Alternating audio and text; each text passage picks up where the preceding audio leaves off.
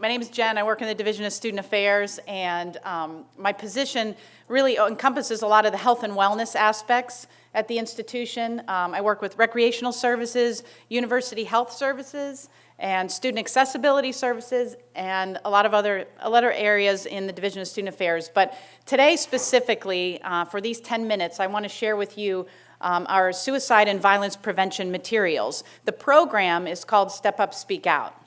However, Step Up, Speak Out is really just a charge for you. They are resources for good mental health. Okay? So today, obviously all of you picked up your materials. What we're going to talk a little bit about is what you received, what you can do with them, and how you can access these resources for yourself, for each other, and to make our community safer and protect our emotional well-being. So you received the file folder. So you have your file folder. I know all of you do, which is fantastic. So the idea of this file folder, it's broken down into 3 sections. And obviously we're not memorizing everything that's in the folder, right? But the idea of this program is to understand for yourself and others warning signs for suicide, to understand the difference between distressed students and those that are disruptive. Again, in yourself or in others. And it's so important to understand and recognize. So if you just read through this one time and you understand the contents, then that's important because you can go back and reference it. So that's really the aspects of the folder. The other thing is the 24-hour resources that are really all over the folder, including 911. We're going to talk a little bit about that as well. So you'll see a letter inside the folder, and those that have sponsored this particular program and endorse it, which is myself, our Dean of Students, Dr. Lamar Hilton, and then our Chief Psychologist, Dr. Pam Fair-Singleton, and Dr. Carrie Berta, a staff psychologist. The 2 individuals on the bottom are actually clinicians, and they work in University Health Services, which is DeWeese Health Center, 2nd floor psychological services. And then Dr. Hilton and I work in the Division of Student Affairs. We're not clinical, but we are administrators, and we work very closely with students. I'm more on the programming side, and the Dean of Students deals with a lot of the intervention and the crisis and behavioral intervention program. And then you will find the resource card, which is the Kent Campus Resources. And that is broken down for faculty and staff, student resources, and 24-hour resources. So again, make yourself familiar with the materials. You'll never be in a situation that is prescribed and we can talk about a scenario up here and how it's going to go. It'll never happen that way. So really what it is to know your campus and to know your resources, again, for your students and for yourself.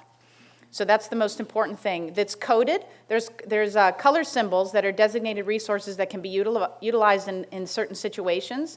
So the red is imminent risk to self and others, and you can kind of pick out, if you graze over, you can see a lot of the 24 hours resources have a red insignia. Then there's possible risk, which is the yellow triangle, and then green, which is kind of minimal risk, but you think that you could provide a referral. And you can see on the back of that card, too, how situations are broken down in the green, yellow, and red columns. Okay, so again, we're not going to read this today, but we want you to make yourself familiar and understand what the purpose is of this program, Suicide and Violence Prevention Resources. And again, Step Up, Speak Out being resources for good mental health. So I already described the campus card. You've seen that. The website I'm going to show you, and the 24-hour hotlines. You received the cling. All right, you can stick that anywhere. I've heard that people want magnets already, and I said, that's great. So we'll order some magnets, and we'll keep this going. Here's the idea of this. Before I go, I'm going to make you pull your phone out, and you've already heard your great colleagues at the front saying, download the app. That is where these resources live, on this app, and it's very easy to navigate the app, so you will have that at your fingertips for yourself, for your students, and be able to use the app to assist you, okay? All right, so this is the website, and as you can see across the top, you have the 24-hour resources that are broken down, campus resources, and then dealing with disruptive, distressed, and potential at risk for suicide.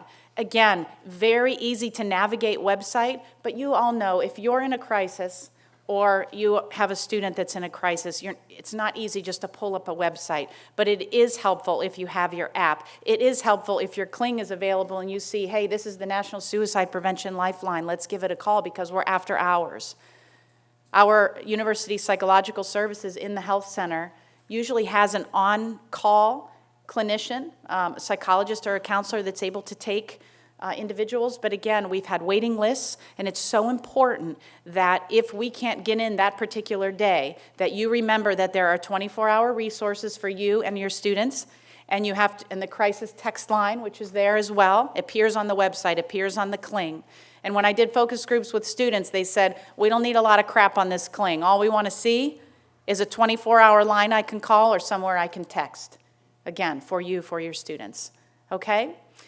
So let me just continue. That's the website. This is under, so campus resources, when you see the second one in, this is actually additional resources. You can see here, look, there's grad resources. So you can see concerns about a student's writing, response to social media needs, and responses to study abroad concerns. So again, these resources live on this website for you to be able to navigate and take a look at. So I encourage you, before you start the semester, or at least early on, just to peruse, take a look at what's out there and familiarize yourself so that you're prepared for situations that may arise.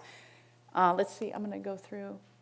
Okay, so regarding resources, I encourage you strongly, and this is just a really quick recommendation, is when you're with a student and you fear, they may be your first line, you're the one that they're communicating with, and you see them in distress. If you are fearful of that student leaving your presence because they may harm themselves, it's okay to ask that. Don't be afraid to use the word suicide. Don't be afraid to ask a student, are you thinking about harming yourself?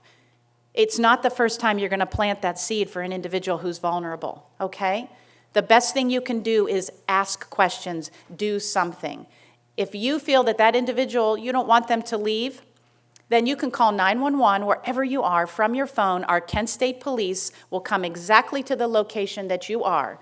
They are all crisis intervention trained, and our Kent State Police are different than the Kent City Police in that they have specific training for college students. So they will come to you, they will kneel down, they will help this student, and they will take that pressure off of you. So just keep that in the back of your mind. The other thing that you can do is remember to give resources. If you feel, if a student says, look, I'm fine, I need to leave, I'm not gonna go talk to somebody today, and I'm gonna be fine. And you can say, listen, take this cling, here's the 24-hour resources, and again, I can get you many more of these. Or you can write a phone number down for the student, and you can say, psychological services, here's the number, I encourage you to call. If you do something, that's what matters, okay? You can't solve all the issues, you can't blame yourself, but the best thing you can do is to support a student and provide resources and guidance and use the resources that you've been given, okay? The care team, this is led by our Dean of Students, and this is a cross-functional team at the campus. We don't say to a student, well, I'm gonna refer you to a care team, to the care team. This is more an internal committee that is a behavioral intervention committee. And what this committee focuses on exclusively are students who are a threat to themselves or others or the community, that they are a risk to continue to have on campus. And there is a cross-functional intervention that is done. This team meets weekly, and they are in touch almost on a daily basis. So if you suspect students writing or you're seeing something come up that you are concerned with, you can provide resources directly to that student if it's a non-emergency, but you're sensing some patterns. Or you can send to the care team, which is, you can call the number, or you can email the Dean of Students or the Ombuds. Again, that information is in your Kent State campus card, how you get a hold of the care team.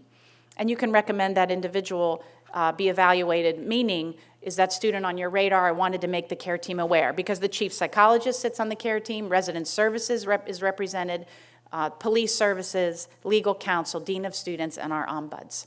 So there's very much wraparound care there. So if you feel you're uneasy, but you're not having interactions with that particular student, but you feel there's a concern in some capacity, you can refer that name of the individual and some information to the care team, and then they'll be able to see maybe that student has been on their radar before, and it's important that you updated the care team, okay? These are just some warning signs. These appear in your packet, okay? So it's just a reminder that information like this for you is in the packet for your students. And psychological services. I want to make a distinction for you that we have actually 3 clinics on campus, on Kent's campus. 2 of our clinics are training clinics. They see students, but it is a different mission and purpose of those clinics. Education, Health, and Human Services has a counseling center, and the College of Arts and Sciences in Psychological Sciences has the psych clinic for doctoral students and training. Most of EHHS, Education, Health, and Human Services, is for master's and some doctoral, and then again you have the Arts and Sciences, College of Arts and Sciences. So those are both training clinics. If you or your students are seeking clinical assessment, intake, psychological services in University Health Center, that's where our counselors, our clinicians, the PsychDs, the PhDs, they are there. That's what they're doing full-time, and there isn't a training component. It is direct service, okay? So I want to make sure that you understand that in DeWeese Health Center is where the psychological services, now you could call that number 2487. It exists in your materials. For a student, you can give them the information, and they can make that phone call then and make their appointment if they need to.